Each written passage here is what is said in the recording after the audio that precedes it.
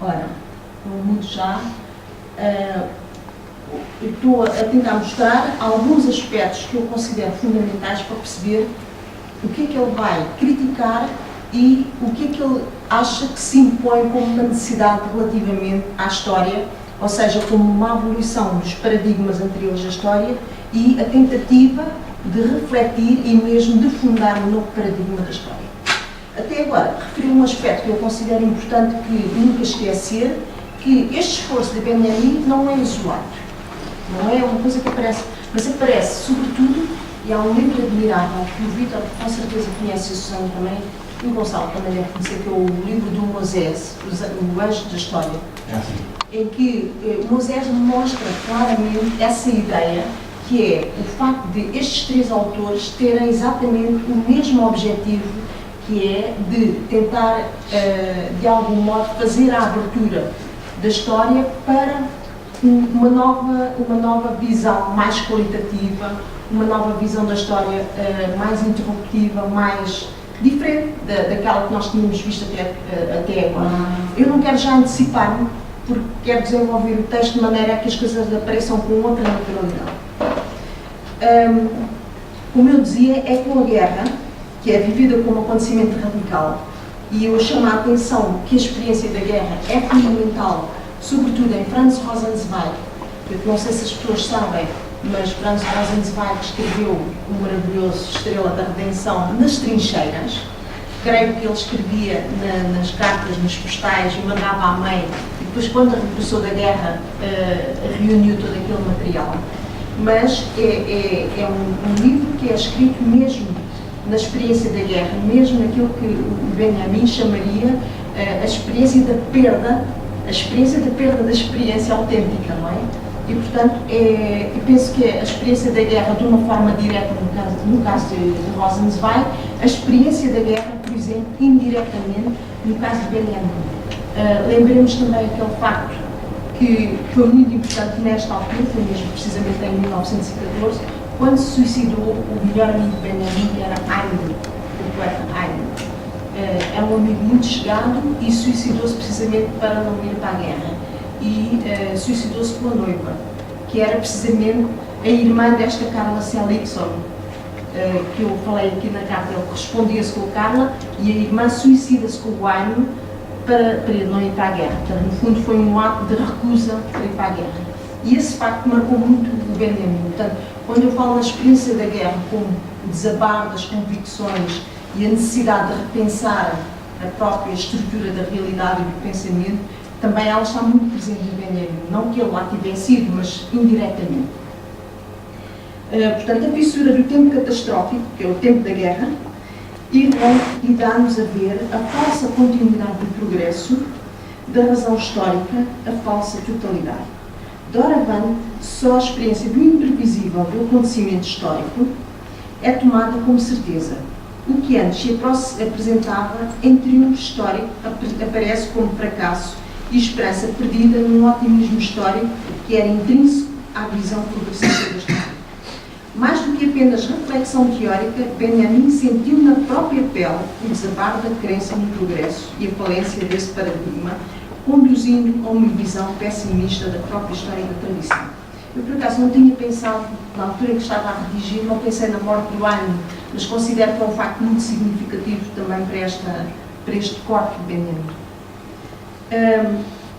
Gostaríamos, no entanto, de afirmar claramente que, apesar do entendimento dele da falência desse paradigma, que percebeu claramente, não é senão num período posterior, portanto, em 1940, que é quando ele escreve um texto sobre o conceito de história, que ele irá desenvolver uma verdadeira reflexão sobre a história, nomeadamente em 1940. Portanto, penso que todos sabem que o texto sobre o conceito de história, é bom também datar este texto, porque é um texto muito significativo, é o último texto de Benjamin, é o texto que foi difícil em publicar, foi o texto que ele levava consigo quando chegou a Porto e que não conseguiu passar, e pelo que sei, portanto, há testemunhos disso, mas também confirmei recentemente com a doutora Irene Pimentel que a Hannah Arendt estaria à espera deles em Lisboa, num hotel que ela ainda não descobriu qual é, que os ajudou e ela própria trouxe o texto em mão a partir de Lisboa.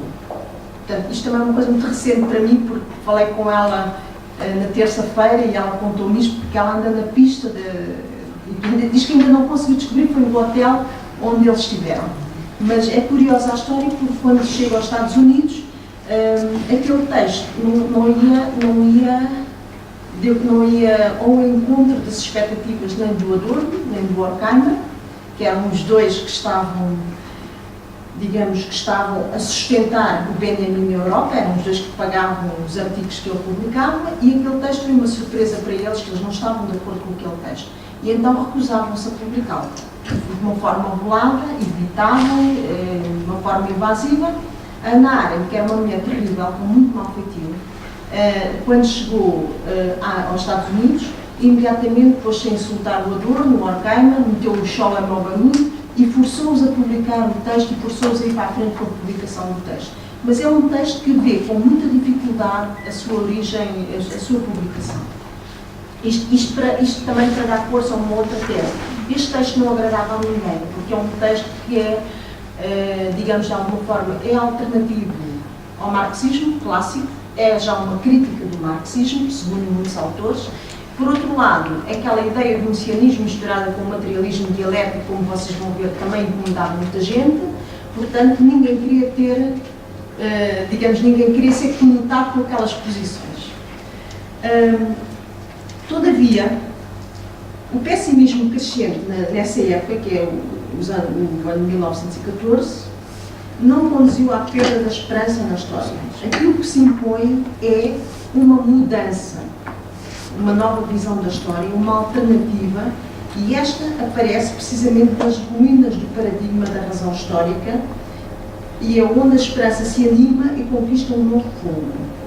A utopia, e aqui aparece o termo utopia como esperança, embora eu também quero ressalvar uma coisa, a palavra esperança não é uma palavra que Benjamin use, ele não gosta dessa palavra, utiliza, creio eu, 2 vezes, utiliza no final das afinidades eletivas, quando diz que para os desesperados nós temos a esperança.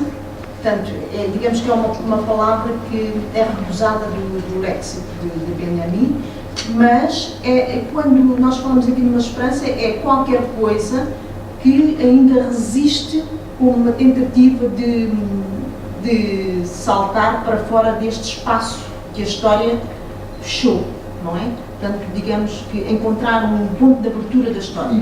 Quando eu falo de esperança é neste sentido, não é esperança no sentido clássico que nós temos, não é? Mas a ideia, essa esperança, que não temos melhor palavra para falar disso, que é a utopia, e nomeadamente em Bloch e em Rosenzweig aparece mesmo a palavra utopia. Benjamin não usa tanto, acho que não usa mesmo a palavra utopia, e portanto essa crença é qualquer coisa que aparece de uma forma, sob a forma da redenção, a forma da restituição da história, a forma da restituição da justiça, como modalidade de um acontecimento que é possível a cada instante de tempo. Num modelo de tempo aleatório, aberto a todo momento e à erupção imprevisível do novo, a realização iminente do ideal torna-se pensável como uma das possibilidades oferecidas pela complexidade dos processos históricos. Esta nova concepção da história era irredutível, e aqui saliento, era irredutível ao modelo teleológico da história, o modelo teleológico de Hegel. Também saliento que Benjamin, desde muito cedo, também se opôs ao modelo da história de Kant, portanto, isso era uma coisa que nós já tínhamos implícito, mas esta pós-teleologia que eu estou aqui a falar de Benjamin é relativamente a Hegel. Pela sua condição, portanto, é no quadro desta crise civilizacional e da concepção da história como progresso que se pode compreender o gesto de advertência de Benjamin. Pela sua condição cultural e pelo contexto em que ele se encontra integrado, ele vai voltar-se para a experiência judaica da história, para descobrir uma dimensão radicalmente diferente da consciência histórica e da sua dimensão utópica. O messianismo judaico, com efeito, sempre teve de confrontar-se com a experiência histórica da catástrofe, da decepção e do fracasso. Ora bem, estas categorias, a catástrofe, a decepção e o fracasso, são muito bem tratadas, não por Benjamin, não se preocupa nada com isto, lança mão das categorias e utiliza-as, mas por Scholem. Scholem reflete muito sobre isto quando ele fala na fuga dos judeus no século, corrijam, no século XVII e XVI, quando é que é a perseguição em 1500, historiadores ajudam. Quando é que é a perseguição aos judeus em Portugal e na Península Ibérica? É em 1500. Há um livro em que ele fala precisamente da história do judaísmo e diz que esta grande expectativa messiânica da história judaica começa precisamente nessa época, quando se dá o exílio e quando eles precisam de se agarrar desesperadamente a uma espécie de identidade. E quem trata muito bem isto e quem trata muito bem estes conceitos é Scholem.